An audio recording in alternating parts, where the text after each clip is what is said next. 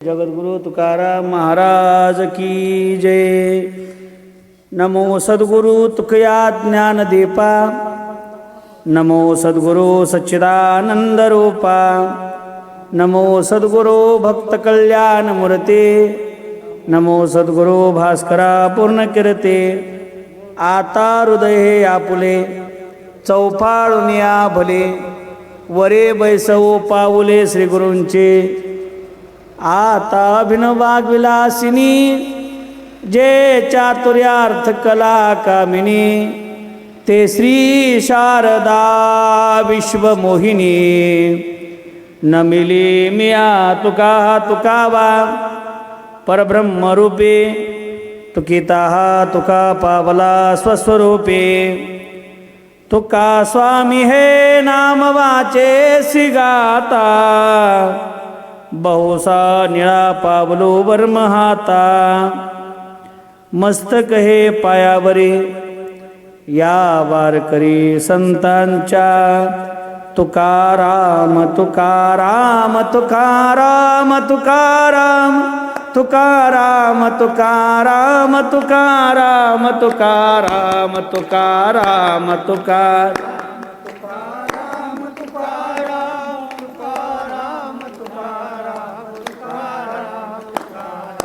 तुकाराम तुकाराम तुकाराम तुकाराम तुकाराम तुकाराम तुकाराम तुकाराम। पुंडलिका वरदारी विठ्ठल श्री ज्ञानदेव तुकाराम।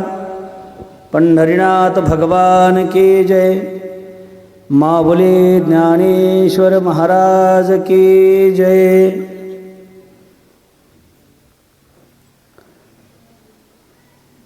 श्री तुकारामा प्रिय श्रीरामा, असुर विरामा स्वानंद रामा। प्रस्तुत प्राप्त प्रसंगी प्रवचन रूपी सेवेसाठी निवडलेली गोपाळ महाराज यांची अष्टोत्तर नामावली पहिलीच नामावली आज आपण प्रवचनासाठी घेतलेली आहे। आपण पाहिलं की गोपाळ महाराजांनी 27 ओवीबद्ध स्वरूपाने नामावली लिहिल्या आणि एका नामावलीमध्ये जगद्गुरु तुकोबरायांचं वर्णन, जगद्गुरु तुकोबरायांसाठी जे विशेषण, जे अलंकार, जी भाषा वापरली आहे ती चार वेळा वापरली। श्री तुकारामा, प्रिय श्रीरामा, असुर विरामा, स्वानंद रामा 4 वेळा। मग अशा 27 आहेत। मग 27 गुणुले 4 किती झाले? 108। हे आपण अगोदर पाहिलंय। 108 का याचं आपणही वर्णन पाहिलंय। वारकरी संप्रदायामध्ये 108 पवित्र तुळशीची माळ असावी, 108 विष्णू सहस्त्रनाम आहेत। हे चिंतन आपण अगोदर केलंय। मग ते चिंतन करत असताना, श्री तुकारामांचं वर्णन करत असताना गोपाळ महाराजांनी तुकोबरायांना पहिला शब्द असा टाकला, श्री। आपण पाहिलं ऐश्वर्य संपन्न आहे तुकोबराय। तुकारामा म्हणजे तुकोबरायांचं मोजमाप प्रभू रामचंद्रांशी आहे, ब्रह्माशी आहे, विष्णूशी आहे। तुकिता तुलनेसी ब्रह्म तुकासी आले, मनोनी रामेश्वरे चरणी मस्तक ठेविले। म्हणजे तुला झाले तुकोबरायांची।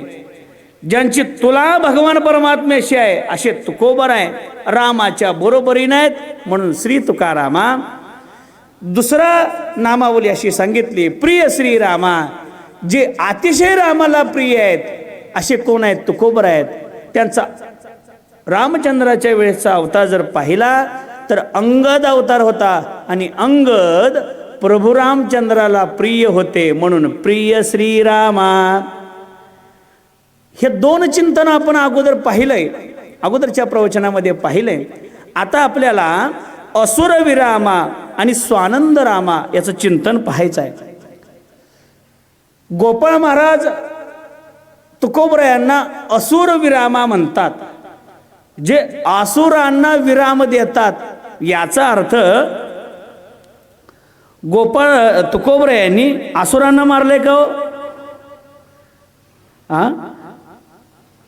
असुराला मारले का? नाही. पण आसुरवृत्तीचे जे गुण आहेत, आसुरवृत्तीचे जे काही दोष आहेत, त्या दोषांना तुकोबरायांनी तिळांजली दिली आहे. सरळ सरळ अर्थ असा आहे.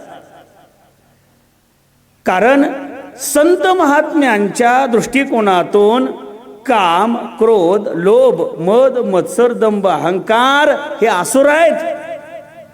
आणि सांगू का, परमार्थाला हे असुर आपल्याला आडवे येतात. आणि याच असुरांना तुकोबरायांनी विराम दिला. हो, पहिला आहे काम. कामाने भल्या भल्यांना नाडवले. पण संत महात्म्यांचा जर विचार केला तर कामांना तुकोबरायांनी बंदीखान्यात ठेवलं. बंदीखान्यात. काय सामर्थ्य आहे संतांचं. तुकोबरायांना परीक्षा घेऊ लागली काही जण. देहूतील कुचरवट्यावरची लोक तुकोबरायांचा मोठेपणा पाहावला नाही आणि देहूतील लोक तुकोबरायांची मानहानी करण्याकरिता, तुकोबरायांची अवहेलना करण्याकरिता, तुकोबरायांचं सत्वभंग करण्याकरिता, तुकोबरायांच्या चारित्र्यावर संशय घेण्याकरिता त्या कुचरवट्यावरच्या लोकांनी, कुचरवटा लक्षात येतो ना, मी तुम्हाला सांगतो ऐका, याच्या अगोदरही मी चिंतन केलंय. कुचरवटा या शब्दाचा अर्थ काय आहे? प्रत्येक गावामध्ये कुचरवटा असतो. कुचरवटा नाही असं गाव नाही. काय? कुचरवटा नाही असं गाव नाही. प्रत्येक गावात कुचरवटा आहे. ऐका ऐका, त्या वट्याला नाव कुचरवटा का पडलं याचं कारण काय माहित आहे का? तो वटा कुचर नसतो, त्या वट्यावर बसणारे कुचर असतात. मी एकनाथ षष्ठीला हे चिंतन मानले. कुचर हा शब्द प्रामुख्याने द्विदल धान्यामध्ये वापरतात. मूग, उडीद, तूर, हरभरा अशा धान्यात, द्विदल धान्यामध्ये वापरतात. याचं कारण काय? ते धान्य कसं असतं माहीत आहे का? शिजायला घातलं तर लवकर शिजत नाही, भिजायला घातलं तर लवकर भिजत नाही आणि खाल्लं तर लवकर पचत नाही. असं कुचर दाणा आहे तो. मी माझ्या पदरचं बोलत नाही. तैसा कुचराचा दाना तो पहा डेंग म्हणा. अशी काही कुचरवट्यावरची देहूगावचे लोक, तुकोबरायांचा मान सहन होईना, तुकोबरायांचं कीर्तन, तुकोबरायांची मान प्रतिष्ठा, मोठेपणा सहन होईना, म्हणून देहूतील काही लोकांनी तुकोबरायांना चारित्र्य सत्वभंग करण्याकरता एक स्त्री तुकोबरायांकडे पाठवली. काय तुकोबरायांचा दिनक्रम? दररोज चिपळ्या घ्याव्या गळ्यामध्ये, विणा घालावा, भामचंद्र काय, घोरडा काय, भंडारा डोंगर काय, भजन करायला जावं. एके दिवशीचा प्रसंग आहे. जगद्गुरु तुकोबराय भंडाऱ्या डोंगरावर भजनासाठी गेलेले आहेत आणि गेल्याबरोबर जी स्त्री कुचरवट्यावरच्या लोकांनी ज्यांनी पाठवली ना, ती स्त्री तुकोबरायांच्या भजन चालू असताना आली. तुकोबरायांचं भजन चालू आहे. राम कृष्ण हरी, राम कृष्ण हरी, राम कृष्ण हरी, राम कृष्ण हरी. तुकोबराय नित्य ना गोविंद गोविंद भजन चालू आहे तुकोबरायांचं. काही आठवेना. त्यांना भजन चालू झाल्याबरोबर काहीच आठवत नाही बरं का. मी कोण आहे याचा विसर पडतो, मी कोणत्या अवस्थेत आहे याचा विसर पडतो. ही भजनाची आत्मस्थिती आहे बरं का. म्हणून त्यांना संत म्हणतात, भजन करताना त्यांना काहीच आठवत नाही म्हणून त्यांना संत म्हणतात. भजन चालू आहे, पोटचं पोरग पायाखाली आलं, आठवलं नाही. भजन चालू आहे, श्रवण चालू आहे, कथा चालू आहे, कथेचं श्रवण चालू आहे आणि इकडे वाडा पेटला. कळतंय ना? काहीच नाही हो, देहभान. मग तुकोबरायांचं भजन चालू आहे, काही कळे ना. असो ऐसा कोठे आठवची नाही, देहीच विदेही भोगदशा, माझ्या देहासी मज नाही चाड, अशा अवस्था तुकोबरायांची आहे. मग भजन करत असताना ती स्त्री तुकोबरायांच्या जवळ आली आणि आल्याबरोबर तुकोबरायांना पाहिलं, भजन भंग करण्याचा प्रयत्न केला. तुकोबरायांचे उद्गार आहेत, जाई व तू मातेन करी सायास, आम्ही विष्णुदास तैसे न हो. ही संतांची परिभाषा आहे. तैसे न हो म्हणजे कैसे न हो, इंद्राच्या प्रमाणे आम्ही न हो. इंद्र जसा अहिल्याच्या पाठीमागे लागला तसे आम्ही नाहीत. ब्रह्मासारखे नाहीत आम्ही, मुलीच्या पाठीमागे लागणारे आम्ही नाहीत. आम्ही संत तसे नाहीत. विष्णुदास आम्ही तसे नाहीत. चंद्रासारखे आम्ही नाहीत. आम्ही विष्णुदास कामाला कधीही जवळ येऊ दिलं नाही. या विकारांना विराम देणं म्हणजेच आसुरवृत्तीचे विकार आहेत. हे कामाचं चिंतन पहा. तुकोबऱ्यांच्या जीवनामध्ये क्रोध, कधी क्रोध आला का हो? क्रोध आला का?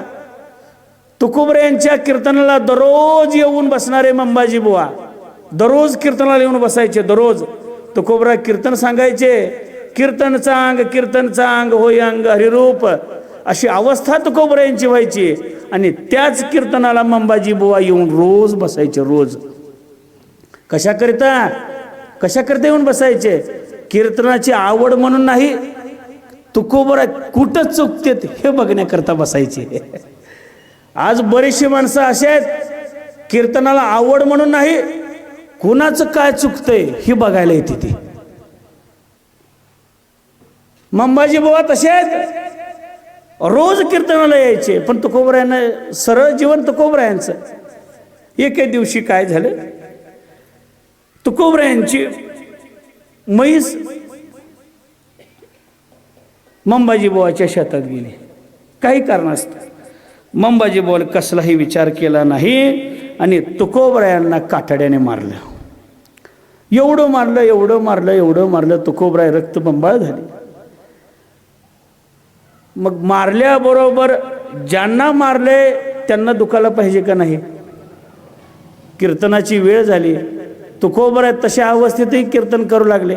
आणि कीर्तन करत असताना पुढे मंबाजी बुवा दिसेना. तुकोबराय म्हणू लागले, रोज मंबाजी बुवा येतात, आज आले नाहीत, काय कारण आहे? विचारलं. आज मंबाजी बुवाचे हातपाय दुखतायत, अंग दुखू लागले. तुकोबरायांनी कसलाच विचार केला नाही. मंबाजी बुवाकडे गेले आणि सांगितलं, काय झालंय तुम्हाला? हातपाय दुखतात, मी दाबून देऊ का? मी चोपून देऊ का? मंबाजी बुवाला पश्चाताप झाला. अरे, ज्यांना मी चूक काढत होतो, ज्यांची चूक काढत होतो, ज्यांना मी कातड्याने मारलं, आज महात्मा तो मला क्रोधाने न बोलता, मारतानाही क्रोधाने बोलला नाही, आणि आज माझ्यासाठी आलाय, म्हणजे क्रोधाला तिळांजली दिली आहे. काम क्रोध लोभ निमाले ठाईचे, अवघी आनंदाची सृष्टी झाली आहे. असुर विरामा यालाच म्हणतात बरं का. असुर विरामा या शब्दाचा अर्थ काय आहे? क्रोधाला विराम देणं. कामाला विराम दिला, क्रोधाला विराम दिला. लोभ म्हणावा तर लोभच नाही. लोभ आहे का त्यांच्या जीवनामध्ये? तुकोबऱ्यांच्या जीवनामध्ये लोभ नाही. लोभ असता तर तुकोबऱ्यांनी शिवाजी महाराजांनी पाठवलेला नजराना आपल्या जवळ ठेवला असता. बघा काय सामर्थ्यवान आहेत माणसे. संतांचं जीवन चरित्र, संतांचे चरित्र सामान्य जीवाला उद्धरून जाण्यासारखं आहे. एके दिवशीचा प्रसंग आहे. अक्षय तृतीयाचा पितृजेवाचा दिवस पुढे आहेत आणि आवलीने जिजाने सांगितलं, मालक, पितृजेवा जीव घालायचे आहेत आपल्याला, काहीतरी काम करा आणि घरी पितृजेवणासाठी सामान आणा, असं सांगितलं. सांगितल्याबरोबर तुकोबराय म्हणले, अगं मी रोज उठून भामचंद्र काय गोरडा काय रोज भजन करायला जातो, माझ्यासारख्या रिकाम टेकड्याला कोण काम देतंय? प्रसंग असा, त्याच गावामध्ये एक जणाला कुठेतरी जायचं होतं आणि त्या माणसाचा जोंधळा असा फुलवऱ्यात आला होता. मस्त जोंधळा आला होता, लुंग मस्त आलं होतं. त्याने विचार केला, आपल्याला काही कारणानिमित्त जायचं आहे, मग हे जोंधळा राखण्याचं काम कुणाकडे द्यावं? मग जोंधळा राखायचं म्हणलं की लय कामाच्या माणसाला जोंधळा राखलं जमतंय का? जो बिना कामाचा आहे, मग ते कामही तसंच आहे बरं का.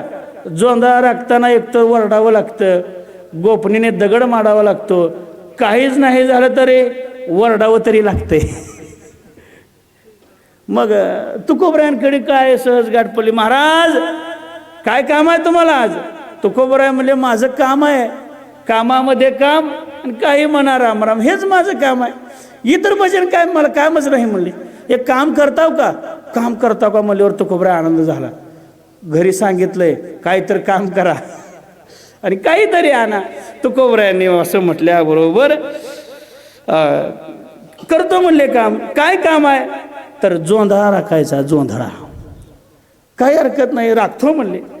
सकाळी 7 वाजता तुकोबराय त्या आठवड्यावरती गेले. आठवडा कुठं असतो, जिथं जवारी आहे त्या जवारीच्या बाहेर असतोय. मध्ये असते का, बरं बरं बरं, लक्ष आहे तुमचं. आठवडा कुठं असतो, जवारीच्या मध्ये असतो. असं खाली असतो का वरी असतो. आता आठवड्या राहील नाही तो म्हणून सांगाले. ते तुकोबराय त्या आठवड्यावरती गेले आणि आठवड्यावरती गेल्याबरोबर तुकोबराय भजन करू लागले. आणि कसं तुकोबरायांचं भजन चालायचं, रामकृष्ण हरी जय जय, रामकृष्ण हरी, रामकृष्ण हरी जय जय, रामकृष्ण हरी, रामकृष्ण हरी जय जय, रामकृष्ण हरी. 7 वाजता जे तुकोबराय भजनाला बसले, 8 वाजल्या, 9 वाजल्या आणि एवढ्यात वेळात तुकोबरायांचं भजन ऐकून काही 1-2 पाखरं जोंधळ्यावर बसायला आली. इतक्या वेळेस म्हणल्या त्या पाखरांना असं वाटू लागलं इथं तर कोणीतरी ओरडा लागले. आपण जाता कामा नये, पण एकच आवाज वारंवार आल्यामुळे पाखरांना असं वाटलं इथं कोणी नाही काय की, म्हणून ते पाखरं काय झाली त्या जोंधळ्यावर बसली, खाऊ लागले. तुकोबराय भजन डोळे झाकून भजन चालू आहे, पाखरं दाना टिपतात आणि लगे पाखरं. त्यांनी विचार केला आज जोंधळा राखणारा मनुष्य फार सज्जन आहे. आपण आपली भूक भागवता कामा नये, आपल्या कुटुंबियाची सुद्धा भूक भागली पाहिजे, आपल्या सोयऱ्यांची भूक भागली पाहिजे. त्या सर्व चिमण्यांनी सगळा त्यांचा गोतावळा जमा केला. प्रत्येक लुंग्यावर 1-1 जण, एकही दाना शिल्लक राहिला नाही. आणि तुकोबरायांचं भजन 5-6 वाजता ते मालक आले, बघितलं तर काय एकही दाना बरोबर जवळ नाही. सांगितलं तुकोबराय अहो मी तुम्हाला कशाला ठेवलंय, जोंधळा राखायला. राखलाय म्हणले, जोंधळा कुणीच नेला नाही. अहो पण एकही दाना नाही. त्या सावकाराने सांगितलं हे बघा तुकोबराय, कसं जरी असेल सगळी भरपाई मला दिली पाहिजे. तुकोबराय म्हणले काहीच हरकत नाही, भरपाई देतो. किती पाहिजे, किती पाहिजे, मला 6 मन जवारी पाहिजे म्हणले. 6 खंड्या, 20 खंड्या जवारी पाहिजे म्हणले. काय म्हणले, 20 खंड्या जवारी. अहो घरी पित्राला जेवू घालायला काय नाही म्हणून इथं जवारी राखायला आले आणि 20 खंड्या जवारी कुठनं द्यायचे. पण तुकोबराय म्हणले काही हरकत नाही, तुमची 20 खंड्या मी जवारी भरून देईन. आणि ही बातमी घरी कळाली आवलीला. काय म्हणावं, आमच्या कसला भोळा देव आहे, कसले भोळे मालक आहेत आमचे. मला वाटते तेव्हापासूनच भोळे म्हणतात की काय काय भोळे मालक आहेत. अहो घरी काय खायला काय नाही आणि यांची भरपाई कुठून करायची. सांगितलं कसंही असू द्या ते लुंगे बडवा. आणि त्याच्यातून 20 खंड्या म्हणता म्हणता 40 खंड्या झाले. 40 खंड्या. काय सामर्थ्य तुकोबरायांचं. लोभ त्यांच्या जीवनामध्ये नाही, मला हे सांगायचं आहे. लोभ त्यांच्या जवळ नाही. शिवाजी महाराजांनी नजराणा पाठवला. हो घरी खायला काहीच नाही, याच्याकरता मी सांगत होतो. घरी खायला काय नाही, याची दया ही ख्याती. तुकोबरायांना घरी आल्यानंतर सेनापतीने सांगितलं काय तुकोबरायांच्या घरी काय नाही हो. सांगू का, संत महात्म्याची, साधूची आपल्या दृष्टिकोनातून परिस्थिती कशी प्रतिकूलता दिसत असेल, पण परमार्थाच्या दृष्टिकोनातून ते सदैव उंच असतात बरं का. आपल्याला असं वाटतंय हो ह्यांच्या घरी काय आहे, पण सांगू का त्यांचं ती सत्व परीक्षा असते बरं का. बघा तुम्ही, विश्वामित्राने हरिश्चंद्र राजाची किती परीक्षा घेतली हो, किती परीक्षा घेतली. हा जो झाला नाही का, विश्वामित्र आणि ऋषिष्ठाचा वाद होता. हे बारकाईनं ऐका थोडं. विश्वामित्राचा आणि वशिष्ठाचा वाद होता. आणि ह्या दोघांच्या वादामध्ये हरिश्चंद्र राजाला भोगावं लागले बरं का. हे फार वाईट आहे. मोठ्याच्या भांडणामध्ये कधीच पडायचं नाही. विश्वामित्राला वाटायचं मला ब्रह्मर्षी म्हणलं पाहिजे, ब्रह्मर्षी. पण वशिष्ठ काय म्हणायचे, राजर्षी म्हणायचे, राजर्षी म्हणायचे. खरं आहे ना काका हे. मग वशिष्ठ कोणाचे गुरु आहेत, सूर्यवंशाचे गुरु आहेत. आणि सूर्यवंशामध्ये कोण आहेत, हरिश्चंद्र राजे आहे.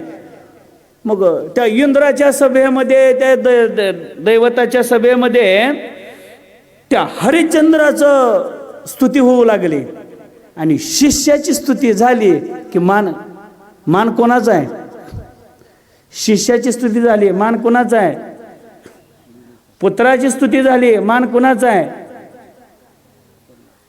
पतीची स्तुती झाली मान कोणाचा आहे, पतीची स्तुती नाही असू द्या असू द्या, लक्षात घ्या. तसं त्या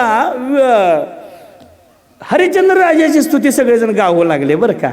आणि ते गावू लागल्यानंतर विश्वामित्राला असं वाटलं त्याचा शिष्य आहे म्हणून त्याचं वाजवत आहे, पण त्याचं सत्वहरण मी करतो म्हणले. म्हणून विश्वामित्र स्वप्नात गेले आणि स्वप्नात हरिश्चंद्र राजानं दान दिलं. पुढे कथा बघ, तुम्हाला माहित आहे किती त्रास झाला. पण असलेलं राज्य सुद्धा त्यांनी काय केलं, त्यागलं. स्वतःच्या मुलाला अंत्यविधी करण्यासाठी सुद्धा पैसा नव्हता, अंत्यविधी करण्यासाठी सुद्धा पैसा नव्हता. एवढं सामर्थ्य आहे. मग ह्या दोघांच्या वादामध्ये कोणाला भोगावं लागलं मला हे सांगायचं आहे. कोणाला भोगावं लागले, हरिश्चंद्र राजा. तसं कर्मानुसार काही त्रास नव्हता पण याच्यामुळे भोगावं लागलं. तसं तुकोबरायांच्या घरी काही नाही हो, पण आज दिलेलं तरी कुटुंब निर्वाह करता राहिलं पाहिजे का नाही, पण कसलीच चिंता नाही. बरं आलेलं माझी परिस्थिती, माझं वाटोळं झालं, माझं दिवाळी निघालं, माझं घर असं आहे, माझं घर तसं आहे, कधीही तुकोबरायांनी काय केलं नाही. उलट माझं घर असं आहे बरं आहे देवा, माझं दिवाळी निघालं बरं आहे देवा, बाईलकर कशा बरे आहे. जर गोड बोलणारी बायको असती तर घरीच बसला असता, कधी भामचंद्र दिसला नसता.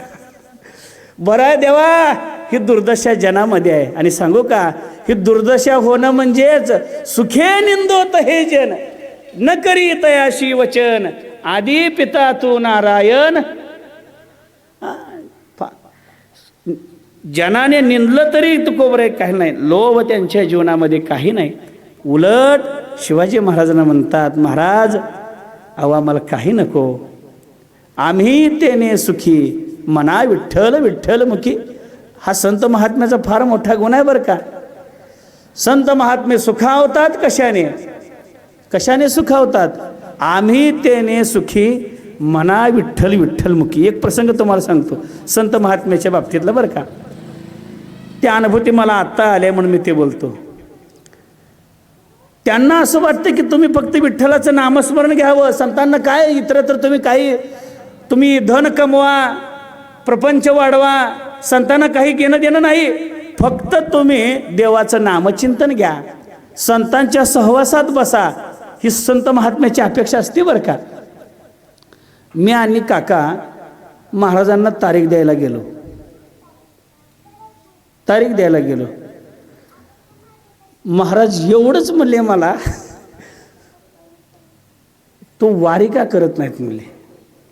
मी म्हणलं महाराज खरं आहे म्हणलं, मी करत नाही, हे माझं पाप आहे म्हटलं, हे पाप आहे म्हटलं.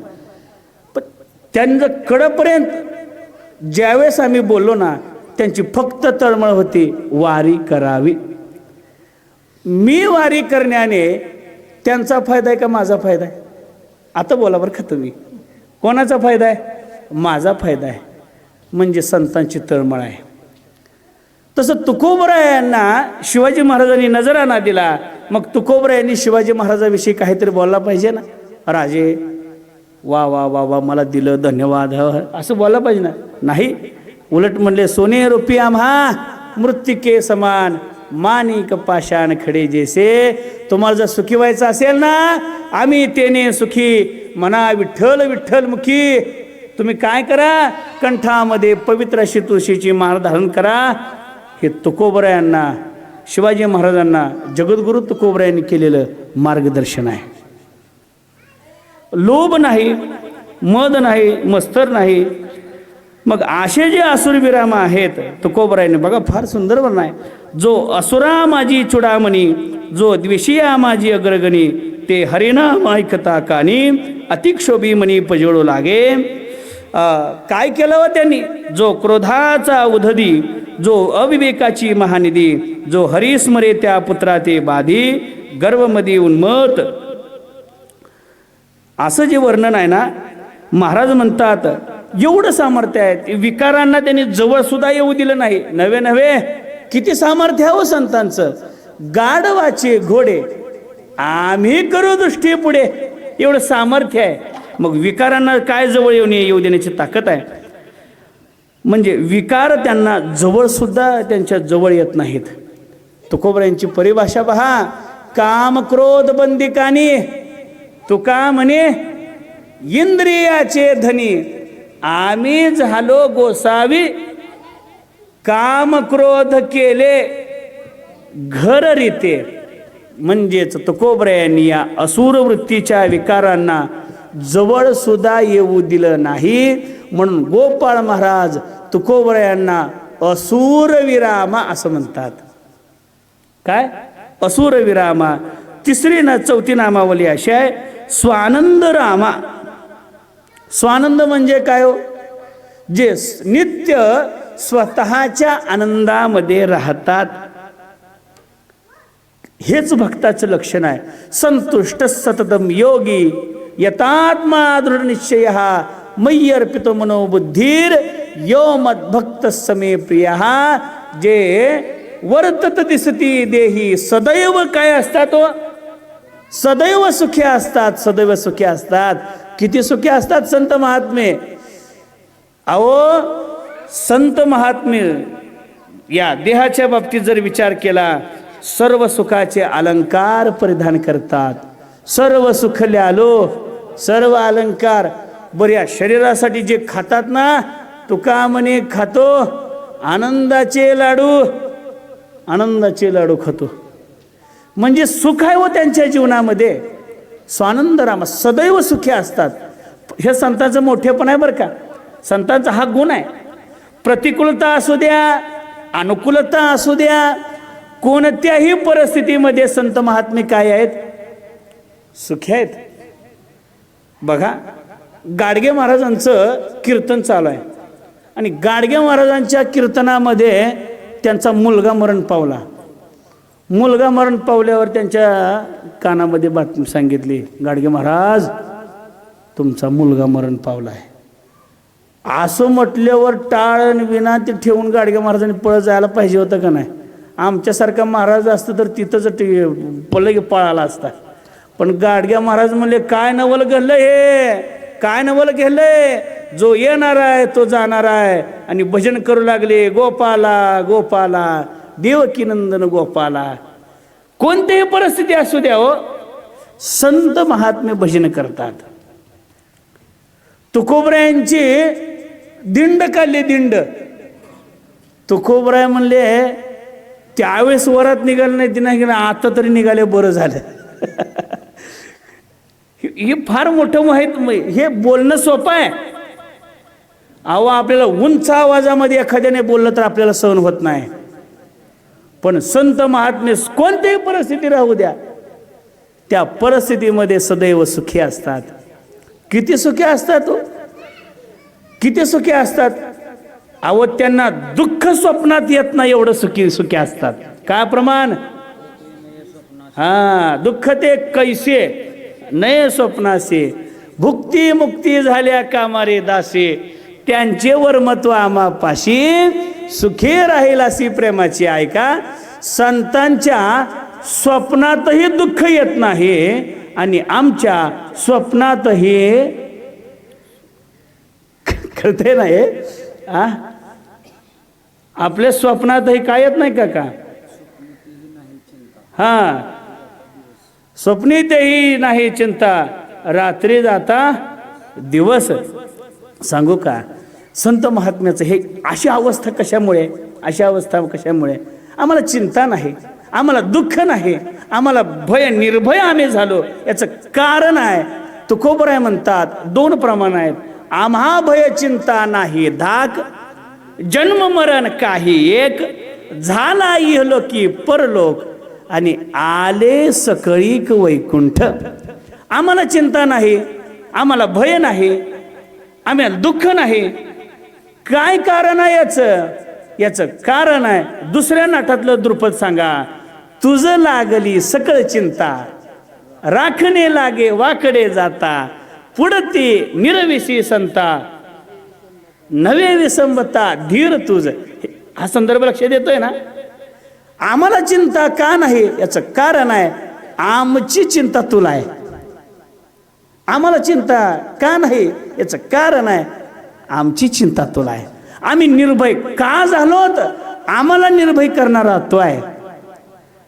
आम्ही सुखी का आहोत? आमच्या जवळ दुःख येऊ न देणारा तो आहे.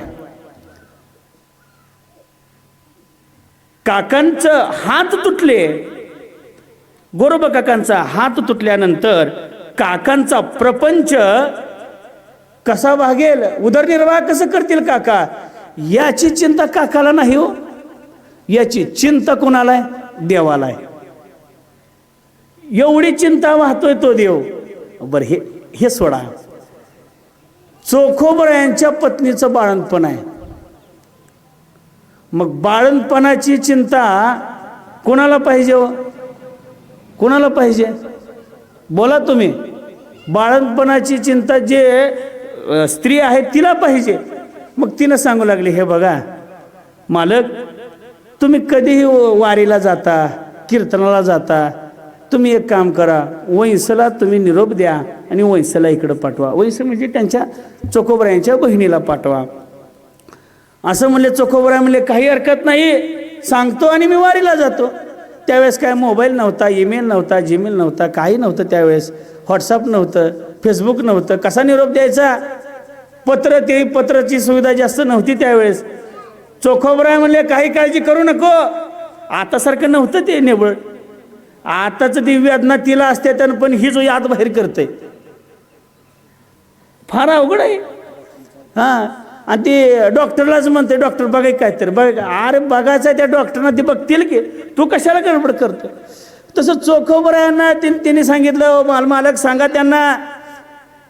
चोखोबराय म्हणले, काही हरकत नाही, तू काही काळजी करू नको, मी जातो, सांगतो. मी वारीला पंढरपुरात पोचायच्या अगोदर तुझ्या जवळ ती नाही. असं म्हटल्याबरोबर चोखोबराय पंढरपूरला आले. दशमी दिवशी स्नान झालं, विधी झालं, हरिकीर्तनामध्ये दंगाय चोखोबराय. आणि इकडं देव विटेवरती उभा राहून घाम फुटा लागला. काय चोखोबरायला कळतं का नाही? म्हणले, घरी काय अवस्था आहे, इथं आले तर वारीला काय. आता चोखोबरायांना चिंता वाटली आणि चोखोबराय देवानी चोखोबरायांच्या बहिणीचं रूप घेतलं आणि बहिणीचं रूप घेऊन चोखोबरायांच्या घरी गेले.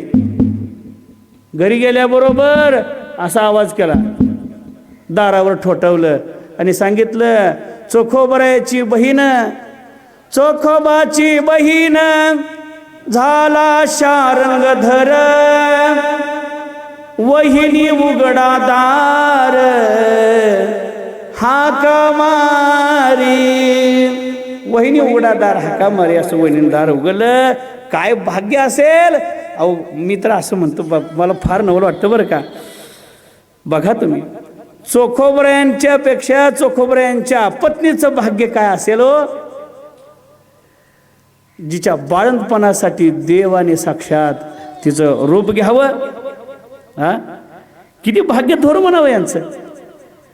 तुकोबरायांच्या अगोदर जिजाबाईचा काटा तुकोबरे देवाने काढावा, किती भाग्य थोर आहे यांचं. म्हणजे देवाला त्यांची चिंता आहे हो. म्हणून भक्तांना चिंता नाही, दुःख नाही. आणखी एक कारण मी असं तुम्हाला सांगेन, देवाची जे तुकोबर आहे ज्या भगवान परमात्म्याला भजतात, ज्या भगवान परमात्म्याची आराधना करतात, तो देवच सुखरूप आहे, तो देवच निर्भय आहे. म्हणून त्या भक्तांना दुःख नाही आणि भय नाही. देव कसा आहे? सर्व सुखले आलो. काय सुखरूप आहे सा, दुजा कोणी सांगा, माझ्या पांडुरंगा सारी काथो. आणि तुकोबरायांची एकनिष्ठ भक्ती म्हणजे एक धरिला चित्ते आम्ही रखुमाईचा पती. म्हणजे सदैव त्यांच्या भजनामध्ये देवाच्या चिंतनामध्ये असल्यामुळे त्यांना सदैव काय हो? सुख आहे. किती सुख आहे हो? नित्यानंदा पुढे आनंद तो कोण, विषय सुख बाई बापोडे ते शेण. काय आनंद आहे हो! अहो याची लागी वो केले नाना याग, याची लागी वो तेजी येले भोग. खरी ही भक्ती फारी अवघड आहे बरं का. देव आमच्या जवळ येण्याकरिता केलेला त्याग, देव जवळ येण्याकरिता भोग त्यागणं ही सोपी गोष्ट नाही. असलेले भोग त्यागणं, भोग भोगता येणं सोपी गोष्ट आहे, पण भोग त्यागणं फार अवघड आहे. आणि देवासाठी भोगाला त्यागावं लागतंय. माणसं म्हणतात उपवास, उपवास कशासाठी आहे? उपाशी राहून काय कुणाचं चांगलं झालं आहे काय? पण त्याग महत्वाचा आहे हो. ती साधना त्याच्यासाठी करायला आहेत हे त्याला ओळखू येते, हे त्याला काय ओळखू येते. बरेचसे भक्त आहेत बघा तुम्ही, आपल्या गावामध्ये सुद्धा काही जण एकादशी धरणारे फार कडक होते, नुसत्या लवंगावर एकादशी धरायचे. आज आळंदीमध्ये एक साधू आहेत, आळंदीमध्ये साधू. कधी आळंदीला गेलात ना, त्या साधूचं आवर्जून दर्शन घ्या. आम्हाला अभिमान आहे, आम्ही त्यांचे पाईक आहोत. आम्ही त्यांच्या ठिकाणी त्यांच्या फांट्याप्रमाणे, शाखा पलवाप्रमाणे आम्ही त्यांच्या एक भाग आहोत. भगवान भाऊ येडशीकरांचे शिष्य हरिभक्त पारायण हनुमंत महाराज मते, साक्षात त्यांच्या मुखामध्ये सरस्वती विराजमान आहे. सरस्वती 4092 आला क्रमांक, जे गाथ्या आहेत ना, त्या गाथ्यामध्ये 4092 अभंग आला. एक एक चाल हनुमंत महाराज मते म्हणतात. एका अभंगाला म्हणलेली चाल 4092 क्रमांकापर्यंत डबल येत नाही. किती साधना म्हणावी. एकदा पूजेला बसले आणि 12 तास पूजेला बसतात, 12 तास. आणि दिवसातून एकदा अन्न सेवायचं, पण ते केव्हा केव्हा हातानेच बनवून आपणच खायचं. अशाच एका महात्म्याचं दर्शन आपल्याला काल झालंय. नाही, हा त्याग आहे त्यांच्या जीवनामध्ये. 12 तास पूजा करायचे, पण ऐका, दिवस मावळाला की जेवत नाहीत हनुमंत महाराज मते.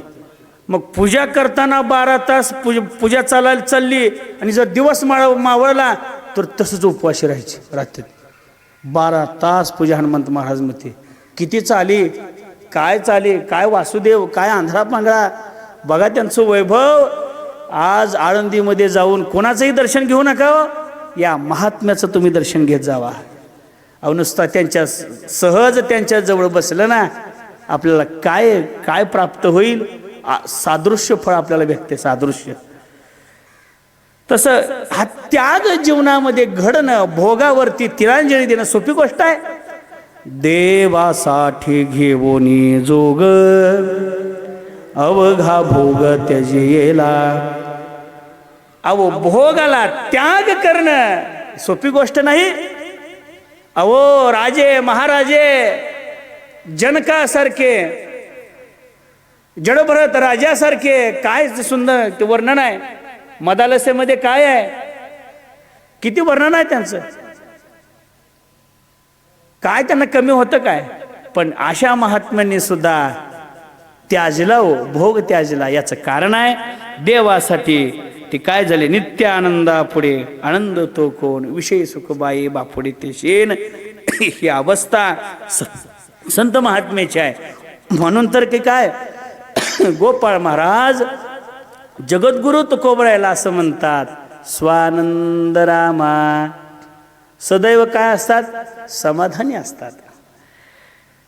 एवढे समाधानी आहेत की त्यांना पाहिल्याबरोबर झाली या परमानंद प्राप्ती. सकळ काम निमग्न होती, जेवी सूर्योदयाप्रती तारा हरपती सचंद्र. किती आनंद आहे. अरे उद्धवा, ऐका उद्धवा, ऐक पा निश्चिती, नवता परमानंद प्राप्ती, कदा नव्हे काम निवृत्ती, नाना युक्ती करीत आहे. पण असं हे चिंतन महाराज गोपाळ महाराज म्हणतात, माझी तुकोबराय स्वानंद आहेत, स्वानंद सदैव आनंदात राहतात. म्हणून स्वानंद रामा.